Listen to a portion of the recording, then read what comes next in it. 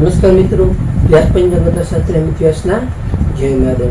આજે આપણે જોઈએ કવચ, જે કવચ વ્યાવસાયિક સમૃદ્ધિ માટે છે. આ કવચનું નામ છે વ્યાવસાયિક સમૃદ્ધિ માટેનું કવચ. આ કવચ 1 મુખી રુદ્રાક્ષ, 8 મુખી રુદ્રાક્ષ અને 14 મુખી રુદ્રાક્ષને ભેગા કરીને બનાવવામાં આવે છે. એમાં પ્રથમ જોઈએ તો 1 મુખી રુદ્રાક્ષ છે.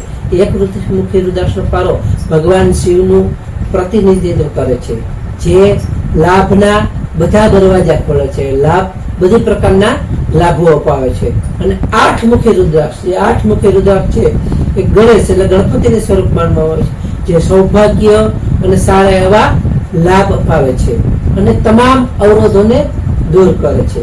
ત્યારબાદ ત્રીજો રુદ્રાક્ષ છે 14 મુખી રુદ્રાક્ષ છે. 14 મુખી રુદ્રાક્ષ છે એ બધી પ્રવૃત્તિમાં પૂર્ણતા અપાવે છે અને સફળતાનું પ્રતીક માનવામાં આવે છે. બુધવારે સવારે સ્નાનાદિ કર્મ વગેરે પૂજા પાઠ કરી આ ત્રણેય રુદ્રાક્ષને 8 મુખી, 1 મુખી અને 14 મુખી આ ત્રણેય રુદ્રાક્ષને લઈ પ્રથમ ગંગાજળથી સ્નાન કરાવી, ચંદનનું પેસ્ટ લગાડી, ચોખા, પુષ્પ, ધૂપ, દીપ વગેરે આપી અને આની ઉપર મંત્ર કરવાનો છે કે ઓમ હરીમ શ્રીમ ઐશ્વર્ય લક્ષ્મી નમઃ, કે ઓમ હરીમ શ્રીમ ઐશ્વર્ય લક્ષ્મી નમઃની માળાનો જાપ કર્યા પછી વગેરે આ કવચ સોનાની, ચાંદીની અથવા કાળા દોરામાં પહેરવું જોઈએ, જેથી સારો એવો વ્યવસાયિક સમૃદ્ધિ માટે સારો એવો ફાયદો થશે. નમસ્કાર મિત્રો, આ વિડીયો લાઈક કરો, શેર કરો અને સબસ્ક્રાઈબ કરો.